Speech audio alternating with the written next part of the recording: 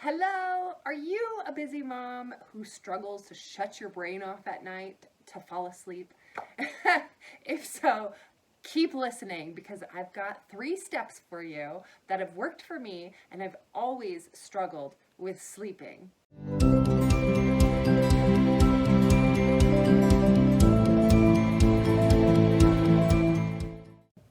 I'm Bethany King, and I help busy professional moms who know their value rediscover themselves and step into their God-given greatness. Today, we're going to talk about how to shut your brain off so that you can get consistently great sleep at night, even while raising kids and having a laundry list of things that you have to do each and every single day. Now, why would you want to try to get good sleep? That should be obvious, but maybe it's not. Good sleep leads to better productivity and better moods the next day. If you don't get sleep, goodness, I have had my fair share of sleepless nights. And I served 10 years in the military. 9 of those years were spent flying reconnaissance aircraft. So that's tricky when you don't get any sleep. And that was back before I even had kids. So my brain is the reason why I haven't been a good sleeper, because I just couldn't shut the brain down.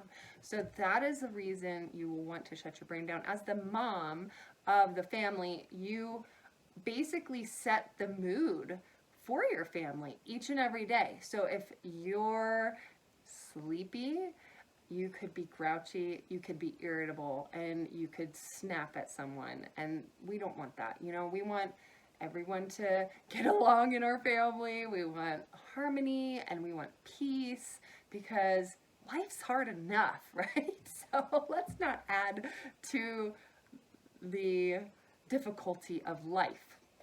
And like I stated before, I've actually always had problems sleeping ever since I was a young child. I'm a very light sleeper. I like everything super dark. When I was a little girl, everything had to be absolutely silent. That is not the case anymore, and I'll get to that. But I needed certain things. I have tried all the things that they tell you to do to get a great night's sleep. That's everything from having warm milk at night, to having sleepy time chamomile tea, to shutting your computers down well in advance of your bedtime, not having the TV on while you try to fall asleep. And I'm sharing with you what has worked for me. So I would like to think since I'm such a light sleeper, it would work for you too. For most moms, it would work for. And of course, there will be interruptions. If you have little babies, toddlers, and young children, because they're the X factor. You just don't know what you're going to get with them some nights, right? My children, my firstborn was horrible. He's a horrible sleeper. He is now almost 14, and he sleeps amazing. So you can get there. But my first child, it's a miracle that we even decided to have a second child. But our first child, he never wanted to sleep. He got massive FOMO, and I think he thought he was going to miss out on something while he was sleeping, so he never wanted to sleep. He even fought naps. All the way up through when he was 2 years old, he would not take a nap. I had to fight him to take a nap. So he was up multiple times in the middle of the night. So I understand, while this might not work for you every single night, if you can get in a rhythm and a routine and get your routine down, it doesn't have to be exactly like mine, but if you can get your routine down, it will benefit you going forward as your children grow and become good sleepers themselves. And if you were curious, my second born was an amazing sleeper. And I was like, why couldn't we have her before him? But no, I'm glad we have both of them, and I love both my children very much. So step one is maintain a good bedtime routine.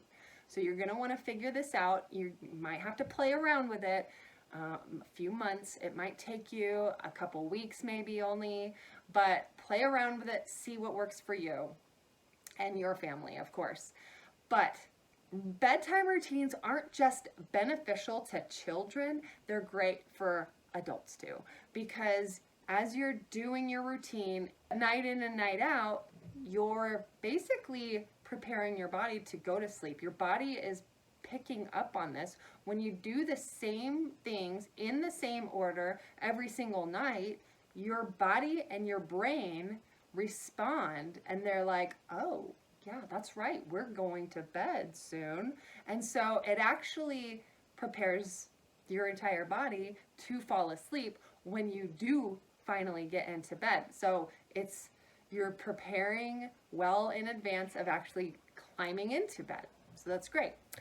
I actually start my own bedtime routine about 2 hours before I actually want to be going to bed. Now, some people might think that's pretty extreme, but it works for me, so I'm sticking with it as much as I can.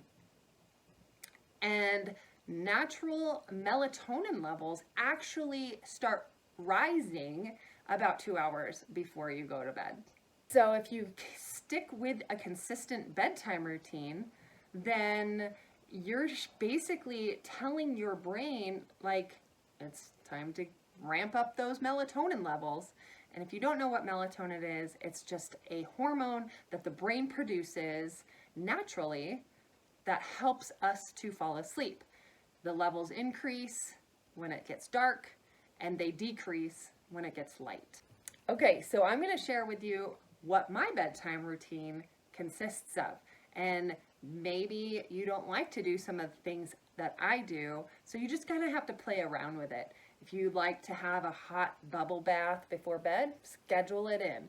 I personally don't do that because I don't have a bathtub that actually fits me. But my bedtime routine is getting into my jammies, brushing my teeth and flossing my teeth, taking my evening supplement, and getting into my Bible and spending time with the Lord. And then I turn my humidifier on, I turn my sound machine on, and I turn my diffuser on. That's going to be another blog that I'll do, is my favorite essential oil blends. And I share in my blog links to the items that I've listed: the humidifier, the sound machine, and the diffuser. You can get your own through my links or just search on your own if you'd like. Okay, on to step 2, and that is turn off the screens. I'm sure you've heard this before, but the blue light that our brains receive from screens, television, phones, tablets, computers, that kind of light stimulates your brain. So we need to shut those off well in advance of us crawling into bed and going to sleep. I know it can be tricky, it can be difficult because we get sucked in the scroll of social media, or we love the numbing of the Netflix and chill, or we're frantically trying to send out a few last emails before we go to bed. So try to plan for that and shut the screens off at least an hour before bedtime. And if you absolutely have to use a screen of some sort, then I highly recommend investing. They're not that expensive, and I have a link in my blog for some blue light blocking lenses. If you need to, unexpectedly need to use a screen of some sort, then grab your blue light blocking lens, throw those on, and then do whatever you need to do real quick, and then shut your screen back off and put it away. The best way to prevent yourself from using your screens is to put those outside of the bedroom. So put your phone or your tablet, whatever it is that you tend to gravitate towards in the evening or right before bed, store them like on the kitchen counter or on your bathroom counter, wherever outside of your bedroom. That will ensure you're not tempted to just reach over and grab it and check something really quick. Okay, on to step 3, and that is spending time with the Lord. I love diving into my Bible or whatever Bible study plan that I am currently doing and spending time reading God's Word. And that helps me to focus on what's truly important versus the trivial things that's keeping my brain working overtime. Because most likely those trivial things aren't anything that we have control over. And so, yes, staying focused on God's Word and on His truth is vitally important. In my blog, I've listed a couple great Bible studies for busy moms and a busy mom's Bible. If you want to invest into those items, that would be great. What I like to do after I'm in the Word and I've finished my reading for the evening, I just spend time with the Lord. I just sit upright on my bed and I close my eyes and I just pray. And I pray and I tell the Lord everything I'm thankful for that He has blessed me with. I tell Him about my challenges for the day, my successes for the day, and what I'm looking forward to tomorrow. And then after that, I just sit and I listen. And when I hear Him, it's in various forms. Sometimes I don't hear Him at all, and it's just quiet time, and it helps my brain to stop. Sometimes I hear Him through my inner voice, and other times I hear Him through thoughts that pop into my head. And other times I hear Him through the images that I see in my mind, in my mind's eye. And so then after that period of time is over, some people might think 5 minutes is way too much, but I usually try to give it at least 15-20 minutes that I am sitting with my eyes closed, and it really does help to unwind the brain.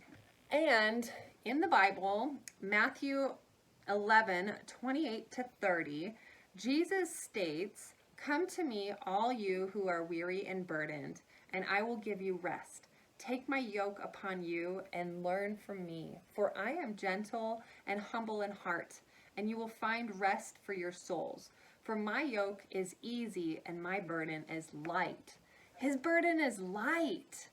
That's why we should be spending time with Him before bed, because it is the best way, in my opinion, to relax your mind. You just cover your mind in peace and know that everything is going to be okay for the next day.